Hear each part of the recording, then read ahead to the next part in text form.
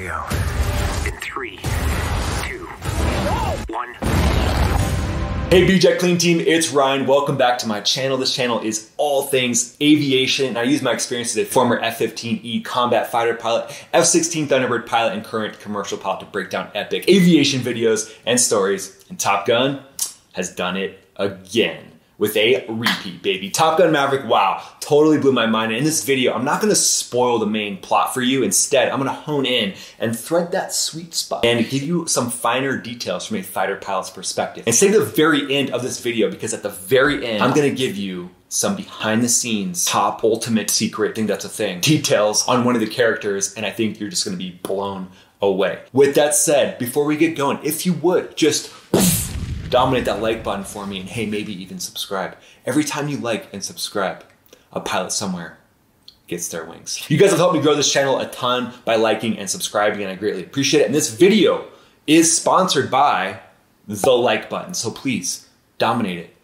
Here we go. So the first thing, guys, is definitely go see this thing in theaters if you can. And the reason why is first because the sound. When you hear those afterburners rattling on those F-18s, and there's actually some F-35s at the beginning as well. When you hear that, it just makes you feel all warm and tingly inside. I mean, if you've been to a Thunderbird show or a Blue Angel show and you get like a jet flying right over top of you, it does something to you. You just feel that rattle inside you. It makes you feel alive and it just gets you excited. If it doesn't get you excited, sorry, I don't know what to tell you. And then the Top Gun anthem is back. It's been remastered. It's changed just slightly, but it is epic. So the music is really good throughout the movie. So that's definitely a plus as well. And then of course the cinematic scenes with the fighter jet. I mean, seeing that on a big screen is, I mean, there's nothing like it. Well, except flying in an actual fighter jet. Okay, you got me there. But ultimately, when you put fighter jets around mountains, you have clouds, things in the background to give you perspective. It gives you the feeling of being in that fighter jet. For the cost of a movie ticket, you can feel like you're in an $80 million F-18. What's the catch?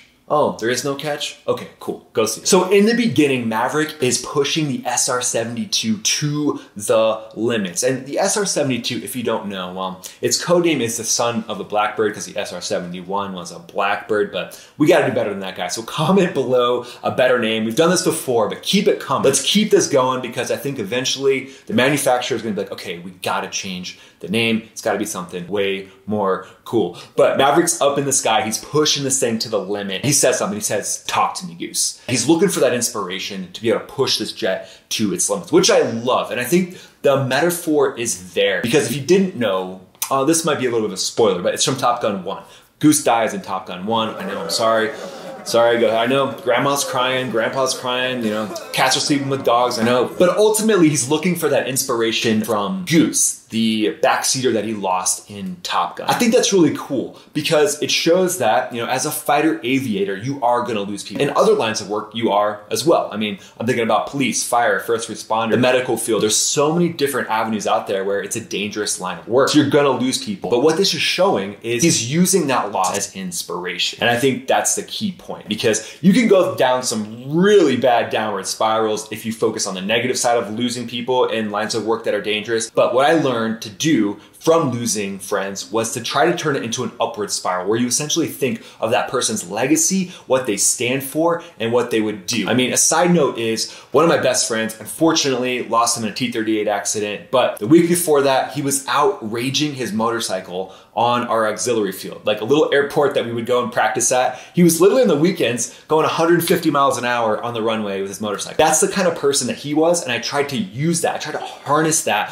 when I was going into combat or when I was doing other things that were extremely dangerous. And Maverick does that in this movie. So whoever was advising him on that was extremely spot on. The one thing that I would change though is what I did. I made a promise to myself, guys. I essentially said, I am going to feel that emotion as strong as possible when I'm on the ground. I'm gonna feel it. I'm gonna like know that that's a part of me now. But when I get up in the sky, I'm not gonna feel that emotion. I'm not gonna focus on that emotion. I'm gonna do that when I'm, not in a fighter jet, because when you're in the fighter jet, I think anything that you're doing, any little lack of clarity, any like burst of emotion, if you will, could create a disaster, you know, because the margins for safety are so slim. So what I would try to do was keep that for after the cockpit. So the mission is a low altitude strike. And this is essentially all I did in the F-15E. It was built for air interdiction, which is the fancy way of saying you go really low and really fast into a target area, you pop up, you drop a bomb, and then afterwards you are looking for bad guys trying to shoot you down. And that's essentially what this mission is. They're going to hit a nuke facility. At the end of the day, when it comes to air interdiction, the F-18 is good at it, but the F-15E, I gotta say, it was incredible at it as well. So seeing what they did and how they put that mission together, I think it's awesome because it brings in all different parts of combat and fighter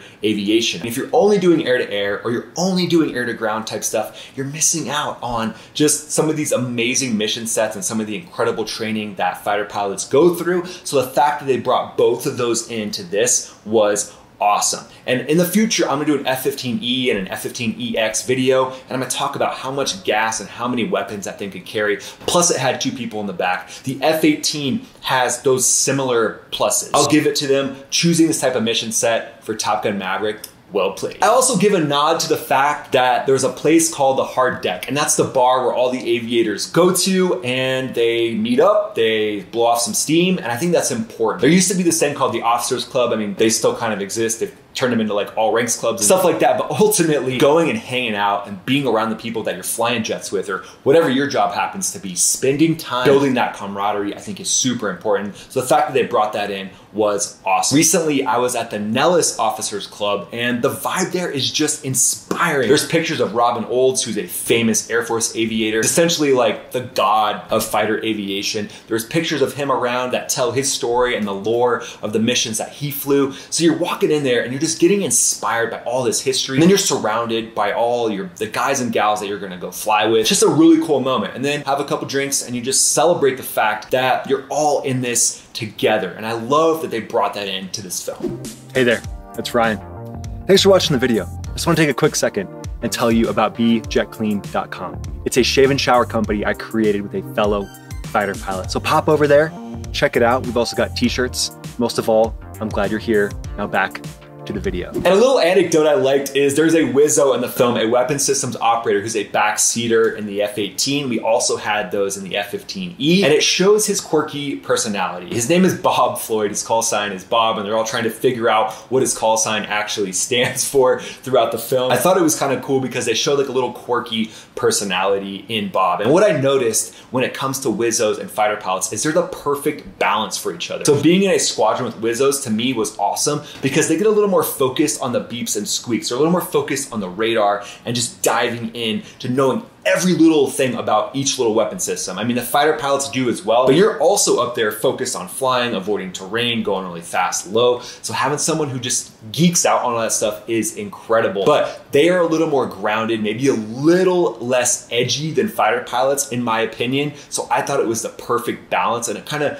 kept things a little more chill and a little more grounded during my days in the fighter squadrons. There is also a scene where someone G-locks. I'm not gonna tell you how that ends, but they do a really great representation of showing a gray out, which is essentially when your vision starts to turn to tunnel vision and then it goes away to 0. Now, this is an extremely dangerous thing. That's why it's super important to focus on the G-strain, which is where you squeeze all the muscles all the way from your calves all the way up to your abs and pushes the blood back up to your brain. Ultimately, at the end of the day, G-locking can be deadly, can be fatal, but ultimately it also comes down to where you are, like how high you are, what's your altitude, are you able to recover? I mean, there's actually a story that I heard about where someone actually G-locked and they were high enough that they essentially did like an accidental split S and they stayed above the ground level, complete luck, and they survived it. Ultimately, this can be a really dangerous scenario. I think it's cool that they brought it up just so any aviators watching this get a little reminder, because there's never too many reminders to make sure that you've got a good G-string going. I also like the "Don't Tread on Me" patches that the naval aviators are wearing. It's the red and white stripes with a rattlesnake on it, and that goes all the way back to the Continental Navy. They flew that on their ships when they were fighting the British for our freedom and for our independence. The colonies also adopted a similar symbol of the snake, which essentially represented the idea that if we are split up, if we are cut up in pieces and we're not joining together and working together, we will not be able to fight the British Empire for our freedom. So the fact that they bring that into the film, just some of the history that goes back to teamwork, working together, and the fact that we can achieve more as a team than we can separate, I think that's an awesome addition. The next point that I really like in the film is that there is a theme during the flying scenes and during the missions that if you think up there, you're dead. And I think that's so true, because if you're flying 550 plus miles an hour at 100 feet, if you think about a mistake you made 10 seconds ago or even 2 seconds ago, you might hit the ground and not be able to achieve your mission, and you might hurt somebody in your flight. I mean, there's so many bad things that can happen if you're focused on a mistake you made. It's kind of a metaphor for life, right? If you're focused on a mistake from your past, it's going to affect your present. So the best thing to do is deal with it and then move on and focus on achieving your mission. And I think that's the best way to operate fighter aircraft, and it's really cool that they brought it into the movie. There's also a scene in it where essentially everybody's getting shot at. It's just wild. It's just like everybody's getting lead thrown at them. And I think it's really cool because they show the whizzo, the weapon system operator in the back, is putting out the chaff and flare. And that's something that I loved about the F-15E. It's a superpower of the F-18 Super Hornet, is the whizzo can be looking back and looking for the missiles flying at you, and then they can put out the countermeasures, the chaff, and the flare, while the pilot up front is focused on flying. Another tip of the hat to the backseater. Well done. And then there's an F-14 being flown in the film. I won't completely give it away who's flying it, but you could probably guess. And the pilot puts one of the switches to max, and that essentially gives you a few extra 1,000 pounds of thrust. The F-15E had this type of switch as well, and you essentially could flip it in an emergency, and it would give you an extra couple 1,000 pounds of thrust, and it would essentially extend your afterburner by a dozen or more feet out of the back of your aircraft and get you out of enemy territory. The only catch was when you landed, they had to completely scrap that engine, but hey, I bet it was fun. And then towards the end of the film, there's an opportunity during a dogfight for a head-on shot, and Maverick takes it. He takes the chance of shooting a head-on shot. Unfortunately, he happens to be out of bullets, but this is a tactic that would not be taught at fighter weapons school or any of the other basic tactic type schools, because it has a very low chance of working. But I love that it's in the film, because for me, if I'm in this situation, I'm taking that shot every day of the week, because when you do that, the other pilot's not going to be expecting it and they're going to flinch. And what's the saying? If you flinch up there, you're dead.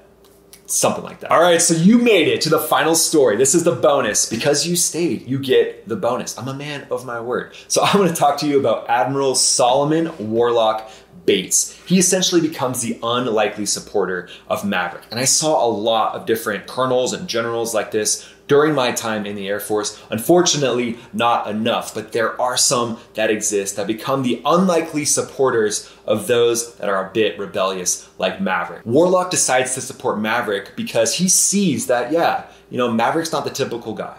He's rebellious, but he also sees that he has the ability to go into combat, win, and bring everyone home. At the end of the day, that's all that matters. Politics don't matter. None of that stuff matters. It's all about bringing everyone home and being successful in the mission. And Warlock sees that Maverick can do this, so he gives Maverick his support. And I think behind the scenes, he's telling the other admirals, the other generals, that this is the person for the job. Because ultimately, I think Warlock sees a little bit of himself in Maverick. And those are the best mentors to have. Thanks so much for being here, guys. Go check out Top Gun in the theaters. I'm so excited for you to see it. Thanks so much. Please, before you go, just dominate that like button. Help a pilot get their wings, and maybe even subscribe. Most of all, so glad to see you. Hope you have a great day.